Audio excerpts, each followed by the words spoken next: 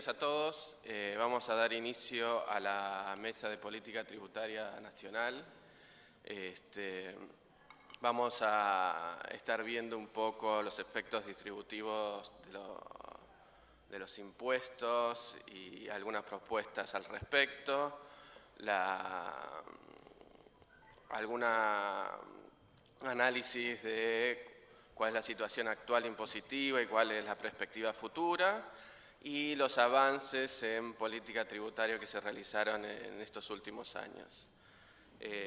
Vamos a comenzar con Juan Pablo Jiménez, que es oficial de Asuntos Económicos, División de Desarrollo Económico de la CEPALS, investigador visitante internacional del Centro de Economic Development, Research Network and Interdependent Inequality.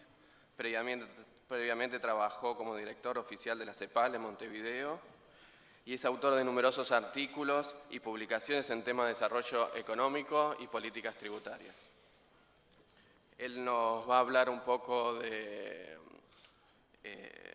la desigualdad y la concentración del ingreso y sobre las altas rentas y las políticas tributarias para ello. Juan Pablo.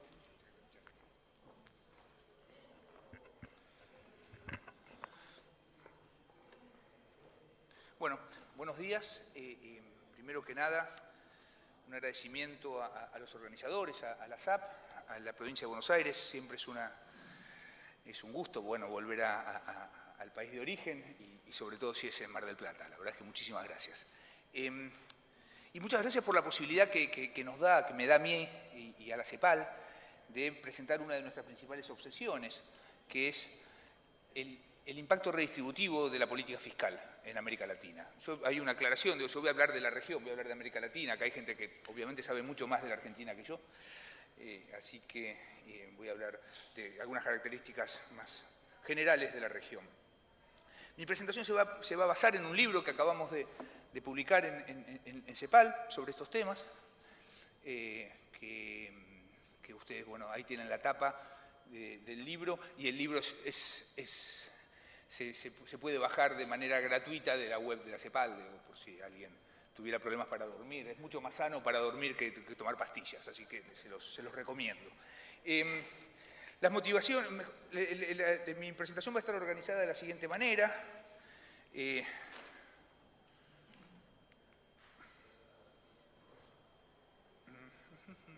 ¿Dónde debería apuntar con esto? Ahí está. Sí. Primero, contarles un poquito las motivaciones de mi presentación, después hacer un rápido paso por las características principales de la desigualdad en América Latina, haciendo en particular énfasis en la concentración del ingreso, hablar un poco de alguna discusión muy actual sobre los límites de las mediciones habituales de concentración y desigualdad, mostrarles algunos resultados, conversar un poco, bueno, cuál puede ser, hablar un poco de los sospechosos, los principales sospechosos sobre esta situación de desigualdad en la región, haciendo énfasis en la poca cosas que sé, que es la política fiscal, y para terminar en algunas conclusiones y desafíos. Déjenme empezar entonces con las motivaciones. Este libro tiene fundamentalmente como objetivos aportar insumos para el debate acerca de las aristas centrales de la relación entre desigualdad, concentración del ingreso y política fiscal.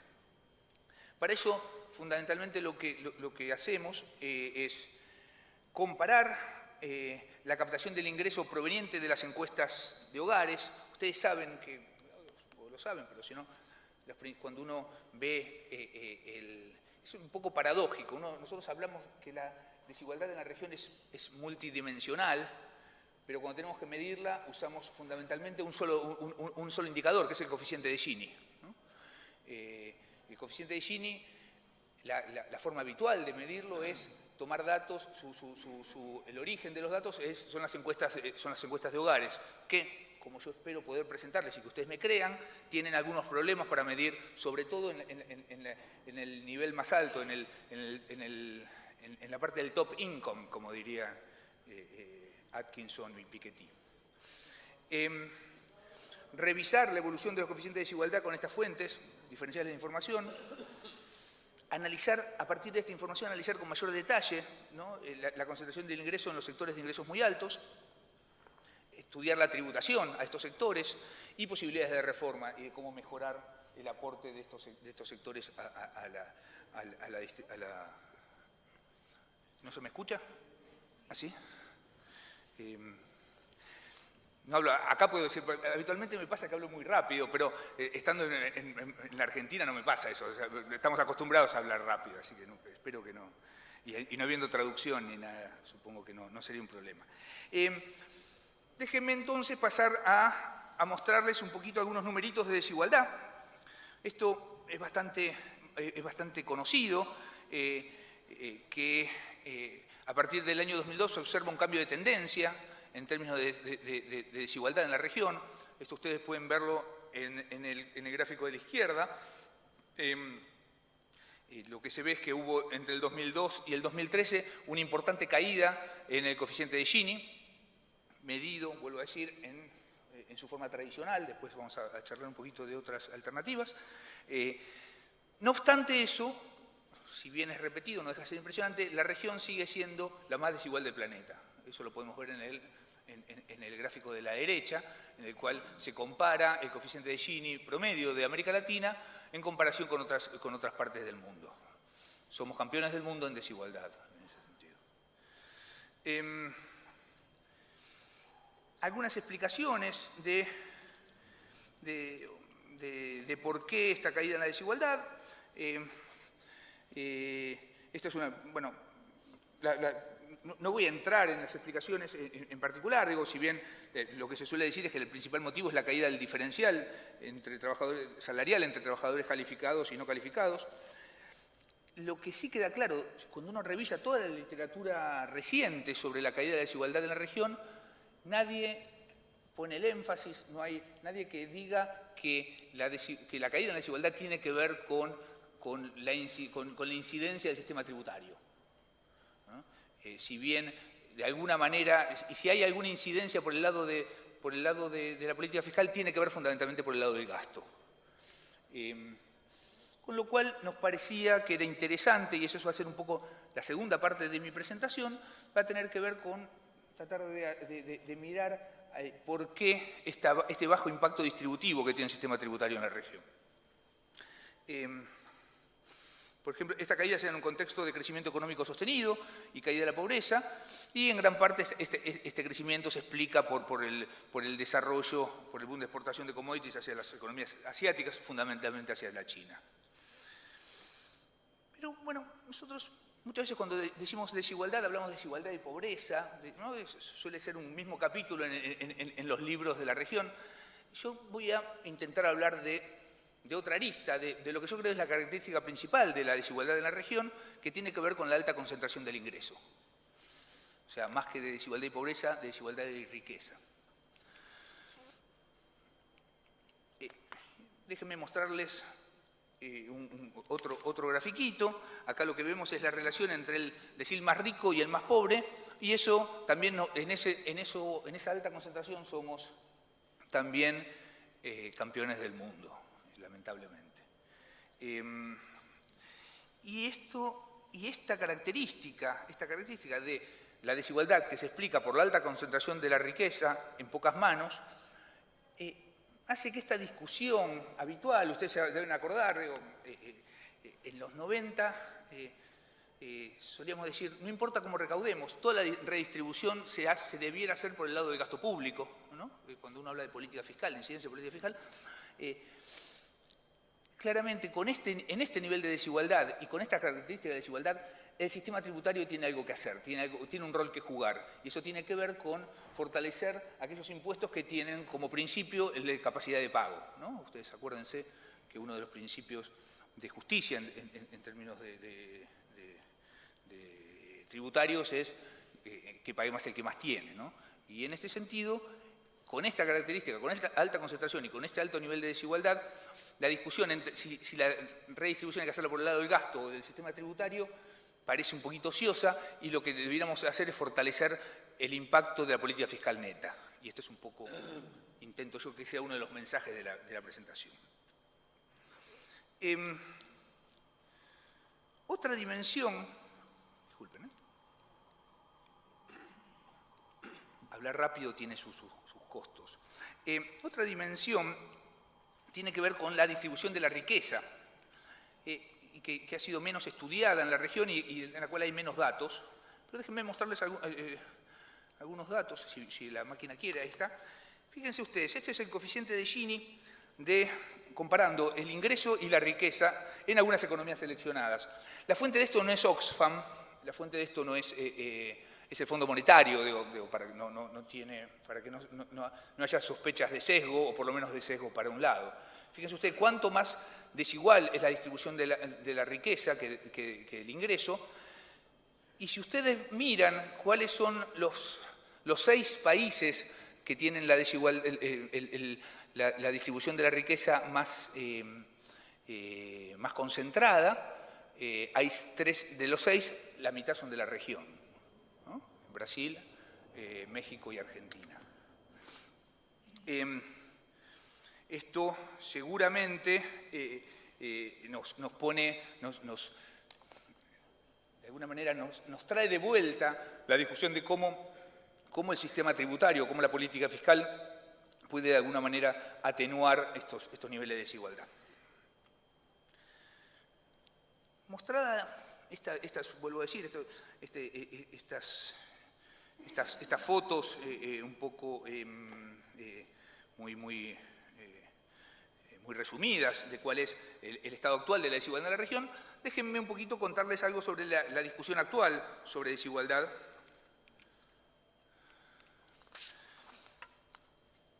Bueno, cuando empezamos a trabajar en este libro, no he sido justo con el libro. Bueno, el libro tiene, lo voy a decir, tiene 3 capítulos.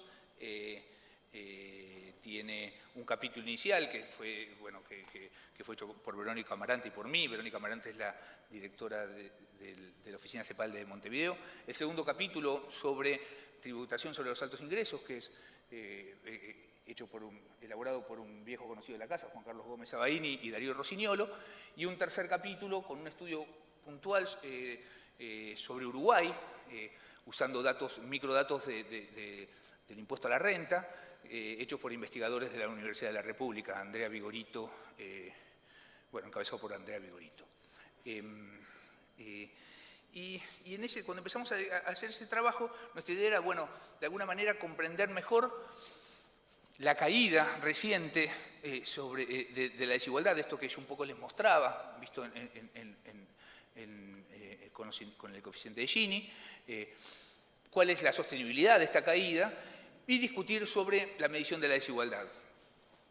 Como les decía, existe desde hace tiempo un fuerte cuestionamiento sobre los indicadores tradicionales de medición de la desigualdad, y tiene que ver con la limitación que tienen las encuestas de hogares para capturar los ingresos más altos.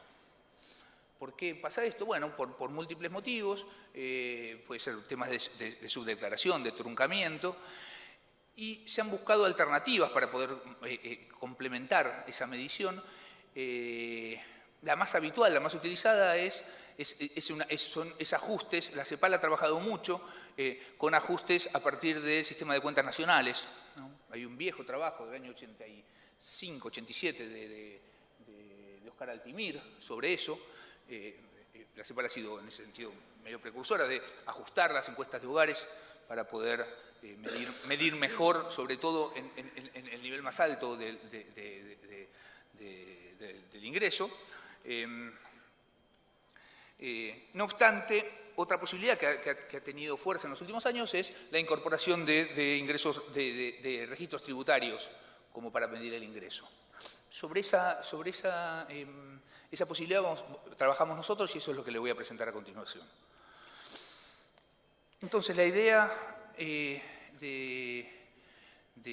este ejercicio es reconstruir la estructura de ingresos a partir de los tabulados de las administraciones tributarias o los microdatos, fundamentalmente del impuesto a la renta de personas físicas. Esto se ha hecho famoso en los últimos años a través del libro de Piketty, que ha sido más comprado que leído, creo, pero pero seguramente ustedes han leído, aunque sea una parte, y ha permitido hacer toda una reconstrucción de altos ingresos con una perspectiva histórica, sobre todo en los países en los cuales se cuenta con mayor acceso a la información. En la región, estos trabajos han sido muy incipientes, ahora voy a contarles un poquito más de eso. La idea de estos trabajos es investigar en qué medida este truncamiento, esta exclusión de los altos ingresos subestima la desigualdad total o la verdadera dinámica de la desigualdad y nos permitiría tener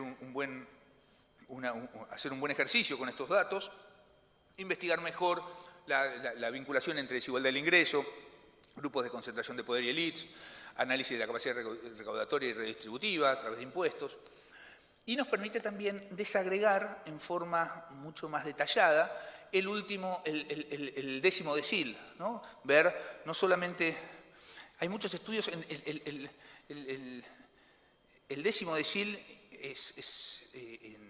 cuando analizamos el décimo decil, la disparidad dentro del décimo decil es casi más alta, o sea, el nivel de heterogeneidad, el nivel de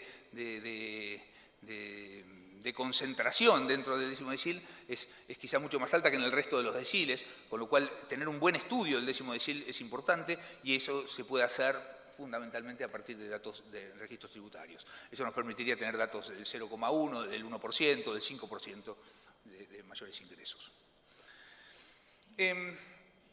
Déjenme mostrarles algunos resultados de mediciones recientes. Este gráfico lo hemos ido actualizando. Acá ustedes tienen, a partir de los datos del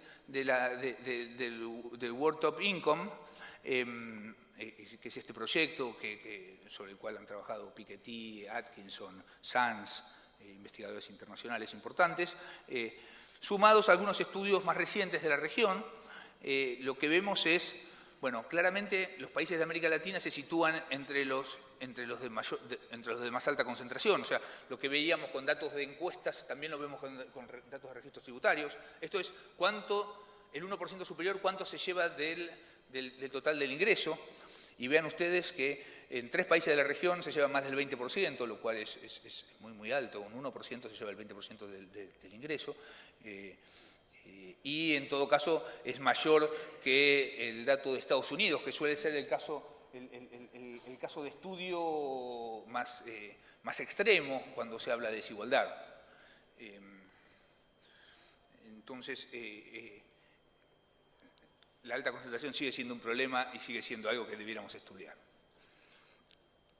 Déjenme, espero haberle planteado un poquito de interés sobre el tema. Déjenme ahora pasar a la segunda parte de la presentación, que tiene que ver más que nada con cuál es la incidencia de la política fiscal y qué capacidad tiene la política fiscal para atender este estado de situación.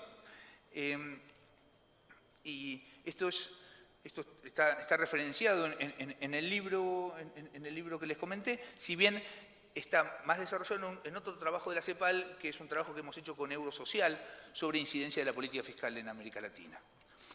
¿Cuál era el objetivo de esta publicación? Tenía que ver con cómo continuar con la reducción de la desigualdad en la región. Este es un proyecto que hicimos con Eurosocial y con el Instituto de Estudios Fiscales de España. El objetivo era evaluar los efectos de la política fiscal, la incidencia de la política fiscal sobre la distribución del ingreso, aplicando una metodología estándar, la misma metodología que se aplica para esos trabajos en la OECD. Eso nos permitía comparar con otras regiones y la última parte, si bien creo que por motivos de tiempo no la voy a presentar, pero bueno, si quieren después se los cuento, es simular algunas propuestas de reformas y sus resultados y su impacto sobre la distribución.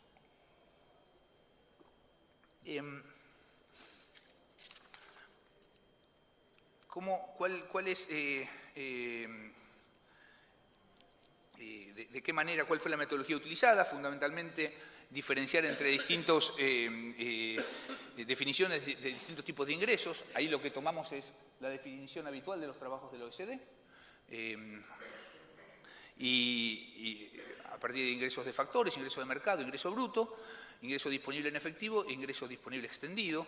Cada uno de ellos, como verán, hemos ido agregando distintos tipos de fuentes de los ingresos y a partir de comparar los coeficientes de Gini de cada una, ¿no?, de estas definiciones, poder tener una idea de cuál es la incidencia, de cuál es el impacto de la política fiscal, de los distintos instrumentos de la política fiscal sobre la distribución del ingreso.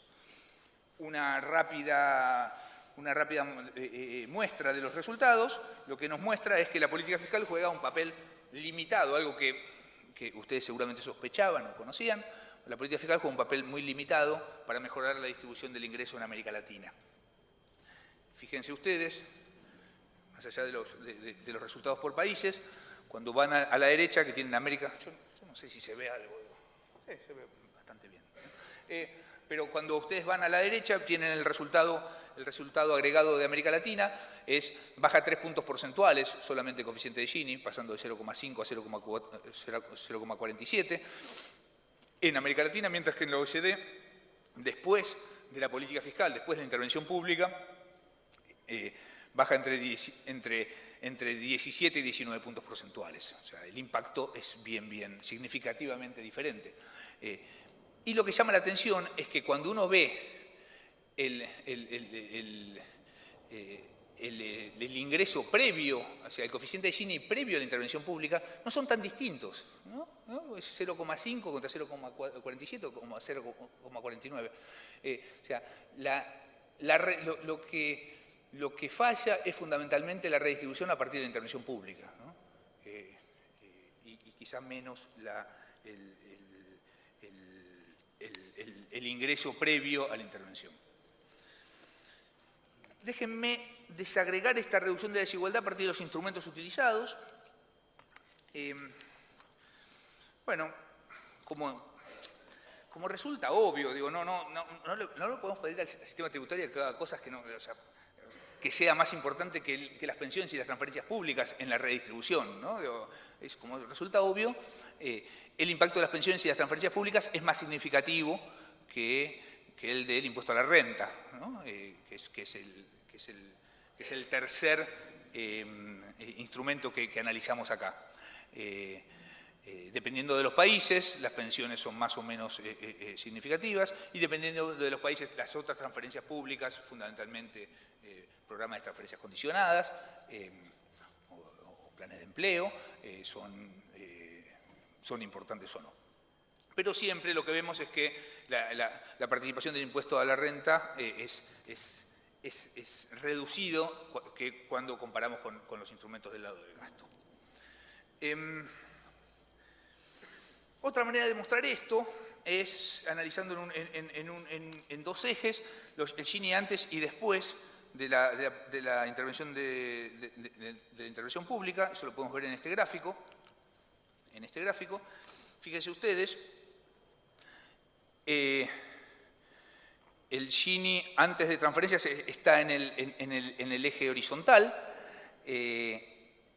y como decía, no son muy distintos las regiones, los países de la OECD contra los países de América Latina, pero la diferencia se da fundamentalmente en el eje vertical, donde el Gini, después de las transferencias y los impuestos directos, es mucho más alto en nuestra región que en los países de la OECD.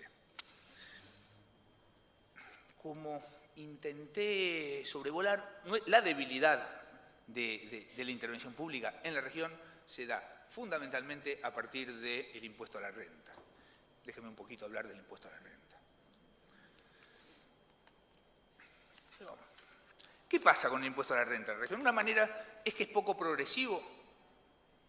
Juan Carlos sabe mucho más que yo de esto, digo, pero no es poco progresivo. Cuando uno ve la manera de medir la progresividad del impuesto a la renta es a partir de lo que se llama el índice de Kawani, ¿no? Que en realidad lo que hace es analiza la estructura de alícuotas. Y lo que vemos es que el impuesto a la renta en la región es bastante progresivo. Y otra característica que tiene es que está bastante concentrado en los estratos más altos de ingresos. Acá lo que vemos es cuánto paga de impuesto a la renta, los distintos deciles, y ustedes ven que fundamentalmente es el décimo decil el que paga el impuesto a la renta en la región. Hay países en los cuales el decil 9 paga más o menos, pero fundamentalmente está fuertemente concentrado en los estratos más altos de ingresos. Entonces la pregunta es, ¿por qué su impacto redistributivo es tan bajo?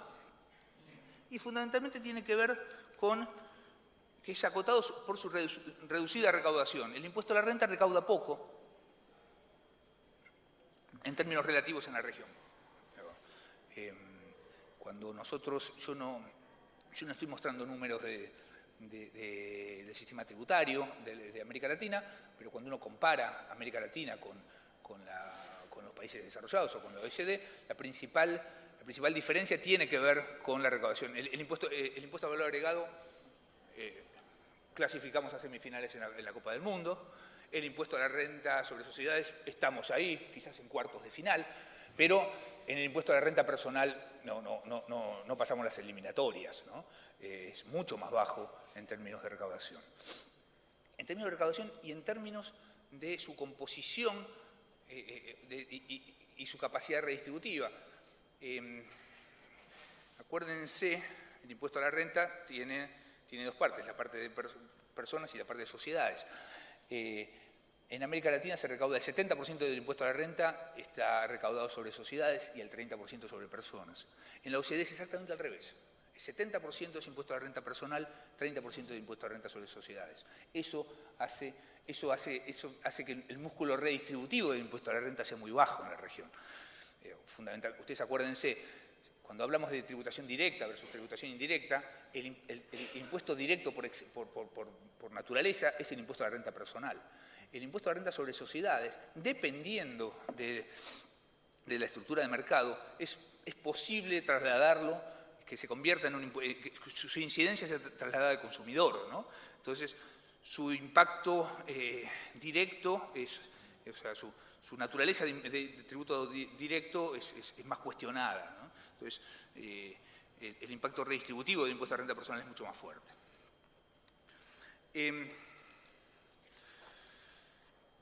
Resumiendo, discúlpenme, acá lo que vemos son dos cosas. Vemos, por un lado, el índice del Reynolds-Smolensky, que no es otra cosa, la verdad, que la diferencia entre el coeficiente de Gini previo a la intervención pública y el coeficiente de Gini post-intervención pública, ¿no? Entonces, el Reynolds, que es lo que mide el impacto redistributivo, esa diferencia entre las dos. Entonces, lo que teníamos era un impuesto que era bastante progresivo, que estaba concentrado en los más altos ingresos, pero que su Reynolds-Smolensky era bajo y, como decía, tiene que ver esto con su reducida recaudación. Y no solamente con su reducida recaudación, sino que también podemos ver cuál es la tasa. Déjenme mostrarles algunos numeritos de cuál es la tasa que paga el décimo decil, la tasa media efectiva que paga el décimo decil. Yo no sé, ¿cuál es el láser? El puntero. No, el puntero. ¿Vos decís que sea necesario adelantar? ¿No? Decirme, no. ¿Estamos bien de tiempo? Déjenme, este es el décimo decil. Fíjense, esta es la tasa media efectiva, que va desde el 10,6 en el caso de México a 1,2 en el caso de Paraguay, ¿no? Esa es la tasa efectiva que paga el décimo decil. ¿Cuál es la tasa? Pero ¿es esto bajo? ¿Es esto alto? Bueno, cuando comparamos con las tasas legales van desde el 25 al 40%, ¿no? La diferencia es notable. ¿A qué se deben estas diferencias? Y se deben a varias características del diseño del impuesto a la renta en la región, que tiene que ver con sus deducciones, con la fuente del ingreso que se grava. Acuérdense ustedes que el impuesto a la renta en la región, por diseño, se ha transformado en muchos casos en un impuesto al trabajo más que en un impuesto a la renta, al estar al estar sesgado a los ingresos por trabajo y y bastante poco grabado los ingresos al capital, por distintos gastos tributarios y por evasión, ¿no? Estas características del impuesto a la renta hacen que haya una diferencia muy alta entre lo que es la estructura legal de alícuotas y lo que es la estructura efectiva, lo que es la tasa media efectiva de las alícuotas. Bueno, para mostrarles algunos numeritos sobre qué motiva estas diferencias, déjenme mostrarles algunos números de cuáles son algunas de las causas de esta erosión de la base imponible. Como ustedes ven acá, los gastos tributarios, o sea, que en realidad es un eufemismo para hablar de exenciones y deducciones. El gasto tributario que es muy alto en algunos países de la región. Este cuadro es más que nada indicativo. En realidad, cada país de los que está ahí incluido no todos los países tienen la misma metodología para calcular el gasto tributario, las exenciones y deducciones, con lo cual es difícil de comparar. Lo que Argentina computa como gasto tributario no es lo mismo que computa Guatemala, más allá de con lo cual el nivel es difícil de comparación, pero es para darnos una idea sobre cuál es el nivel del gasto tributario y en dónde estás concentrado. Y como ustedes ven, el impuesto a la renta suele ser una de las principales víctimas del gasto tributario, una de las principales víctimas de estas deducciones. Otra importante erosión sobre la base imponible tiene que ver con la evasión. No es fácil calcular la evasión en el impuesto a la renta. Nosotros, obviamente, es mucho más fácil. Como ustedes saben, habitualmente la forma de calcular la evasión tiene que ver con un cálculo de brechas, ¿no? De forma más tradicional es calcular cuál sería la recaudación potencial contra la recaudación efectiva, ¿no? Y obviamente el impuesto al valor agregado, la recaudación potencial es mucho más fácil de calcular, es consumo, obviamente con algunas deducciones. En el caso de rentas no hay un indicador, no hay una variable dentro de las cuentas nacionales que nos permitan asociar con la renta o con las ganancias, con lo cual requiere un trabajo un poco más delicado. Nosotros a mediados de la década pasada hicimos un trabajo para 7 países en América Latina y como resultado lo que nos da es, lo que ustedes ven ahí, es que la tasa de evasión en el impuesto a la renta es mucho más alta, en muchos casos más que el doble, que el impuesto al valor agregado. Estamos hablando de una evasión en rentas que va entre 40% y 60% en los países estudiados, más o menos. Eso es mucho, claramente. Y eso también debilita el músculo redistributivo del sistema tributario. Un último mensaje que le quiero pasar es qué pasa con el resto de los impuestos. Bueno, los impuestos directos, ustedes saben, es el impuesto a la renta y los impuestos sobre el patrimonio.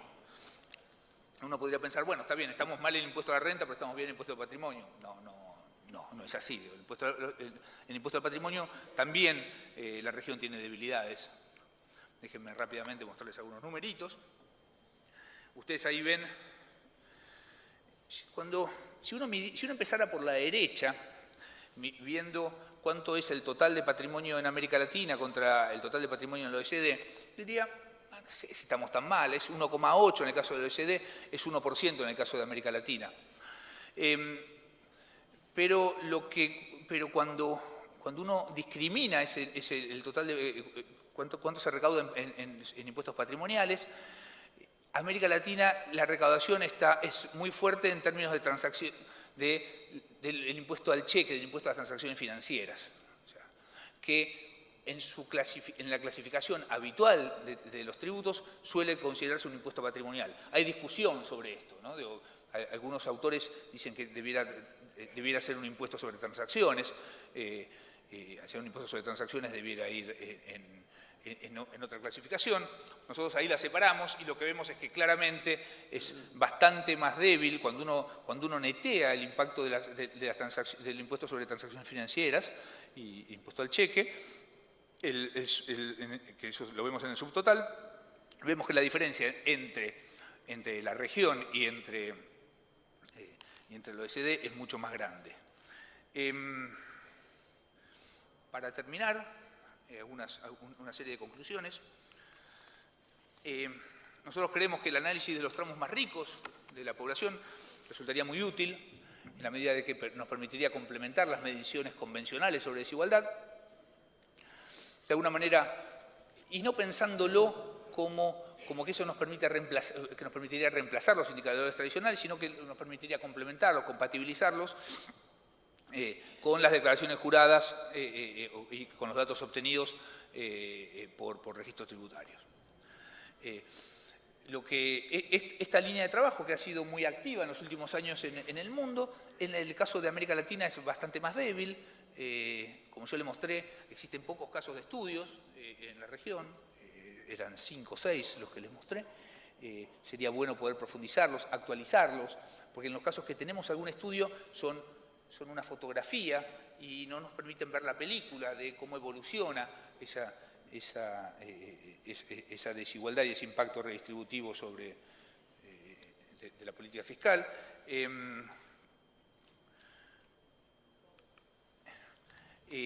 Esta incorporación de datos abriría una interesante agenda y también permitiendo evaluar posibles reformas tributarias de manera de fortalecer el impacto redistributivo del sistema impositivo. Por supuesto, esta línea de trabajo implica 2 desafíos. Por un lado, desafíos para los sistemas estadísticos, ¿no? Su alcance, potencialidad, verosimilitud, en alguna medida dependen de la calidad y de la integración de estos sistemas estadísticos. Y, por último, un desafío para las autoridades fiscales, las autoridades tributarias.